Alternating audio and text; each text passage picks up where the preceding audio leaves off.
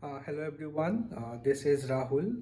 So if you want to create a image like this for your Instagram profile, see how it was before and how it is now. If you want to create this, uh, I will show you in this mobile screen how to do it within a couple of seconds.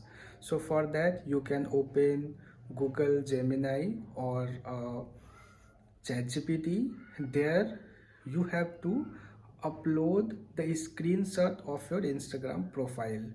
So once you will upload it here, you need to paste this prompt. So how to get this prompt, I will show you.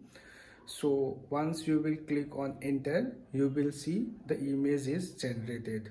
Okay, so to get the prompt in your inbox, what you need to do, you need to visit to my Instagram profile, and in this post just write prompt, comic prompt. I will send you to your inbox within an hour. So I hope you will find this video useful. Thank you.